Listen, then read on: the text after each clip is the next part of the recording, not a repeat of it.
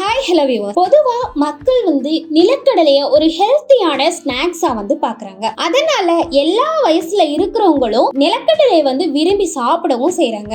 அத பச்சையா சாப்பிட்டாலும் இல்லைன்னா அவிச்சு சாப்பிட்டாலும் வறுத்து சாப்பிட்டாலும் அதுல நம்ம பாடிக்கு தேவையான ஏராளமான விட்டமின்ஸ் அண்ட் நியூட்ரிஷன்ஸும் நிறைஞ்சிருக்கு. நிலக்கடலைய வேக வைக்காம அப்படியே பச்சையா கூட சாப்பிடலாம், இல்லைன்னா அதுல உப்பு போட்டு கூட சாப்பிடலாம், மாவாக்கியும் கூட சாப்பிடலாம். இப்படி பல வகையில நாம சாப்பிட்டுக்கலாம். நாம இந்த வீடியோல வேக வைக்காத பச்சையான நிலக்கடலைய சாப்பிடுறது நல்லதா இல்லைன்னா வறுத்த நிலக்கடலைய சாப்பிடுறது நல்லதா, எது பெஸ்ட்னு கொஞ்சம் டீடைலா பார்த்து நம்ம தெரிஞ்சுக்கலாம். அதுக்கு முன்னால வீடியோக்கு ஒரு லைக் பண்ணிட்டு உங்க ஃப்ரெண்ட்ஸ் அண்ட் ஃபேமிலிக்கு ஷேர் பண்ணிக்கங்க.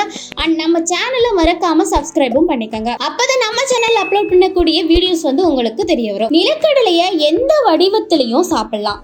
அத வேக வைக்காம பச்சையா சாப்பிடுறப்போ அதுல இருக்க ஃபுல் ஹெல்த்தி நியூட்ரிஷன்ஸை நாம பெறலாம். அதே மாதிரி முறையான உணவு பழக்க வழக்கத்தை கடைபிடிச்சிட்டு வரவங்களுக்கு வேக வைக்காத நிலக்கடலையில இருந்து கிடைக்கிற நிலக்கடலை வெண்ணெய் இன்னும் அதிகமான ஹெல்த்தியை கொடுக்கும். வேக வைக்காத நிலக்கடலை அதிகமான ஆரோக்கியத்தை தந்தாலும் மக்கள் வறுத்து உப்பு போட்ட நிலக்கடலையை தான் அதோட டேஸ்ட் காரணமா அதிகமா விரும்பி சாப்பிடுறாங்க. அதுவும் குறிப்பா குளிர்காலங்கள்ல அதிகமா விரும்பி சாப்பிடுவாங்க. வறுத்த நிலக்கடலைய ஒரு குறிப்பிட்ட அளவு லிமிட்டா சாப்பிட்டா உடலுக்கு ஆரோக்கியம் கிடைக்கும்.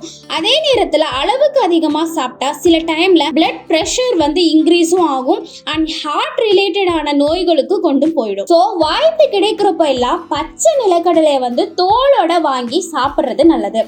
ஏன்னா பச்சை நிலக்கடலையோட தோல்ல ஆக்சிஜனேற்ற தடுப்பான்கள் இருக்கு. அது நம்ம பாடியில இருக்க செல்களை ஆக்சிஜனேற்ற தடுப்பான்களை தாக்காத மாதிரி பாதுகாக்கும். ஒரு கப் பச்சை நிலக்கடையில தோராயமா 828 கலோரிஸும் 24 கிராம் கார்போஹைட்ரேட்டும் 72 கிராம் புரோட்டீனும் 18 கிராம் நிறைவுற்ற கொழுப்பும் 12 கிராம் ஃபைபர்ஸும் இருக்கு. பச்சை நிலக்கடலையில லோவான சோடியம் இருக்கு.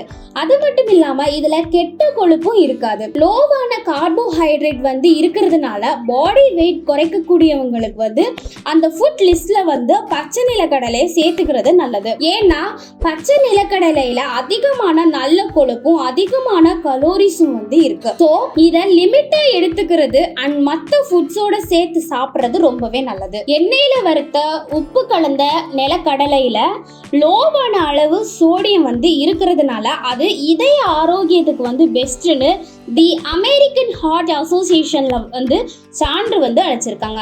ஏன்னா எண்ணெயில வறுத்த 28 கிராம் நிலக்கடலையில 119 மில்லி கிராம் அளவான சோடியம் தான் இருக்கு. அதனால இது பெரியவங்களோட இதயத்துக்கு ஆரோக்கியத்தை வழங்குறதுல நல்ல ஒரு தின்பண்டமா இருக்கும். பெரும்பாலும் நிலக்கடலை கடலை எண்ணெயில தான் வறுக்கப்படுது. கடலை எண்ணெயில ஆலிவ் ஆயில்ல இருக்க அதே அளவு நல்ல கொழுப்பு இருக்கு. சோ நிலக்கடலைய வறுத்தா மொத்த கொழுப்போட அடக்கத்தை இன்க்ரீஸ் பண்ணவே பண்ணாது. பச்சை நிலக்கடலையா இருந்தாலும் சரி இல்லைன்னா வறுத்த நிலக்கடலையா இருந்தாலும் சரி அது கெட்ட கொழுப்பு இல்லாத புரோட்டீன் தரக்கூடியதா இருக்கு. இது பிளட் பிரஷரை லெவலா பண்ணவும் நம்ம பாடி வெயிட்டை ஆரோக்கியமா வச்சுக்கவும் ஹெல்ப்ஃபுல்லா இருக்கும். இந்த மாதிரி இன்ஃபர்மேட்டிவான விஷயங்களை பத்தி தெரிஞ்சுக்கணும்னா வாய்ஸ் ஆஃப் அபர்னாவை மறக்காம சப்ஸ்கிரைப் பண்ணிக்கோங்க.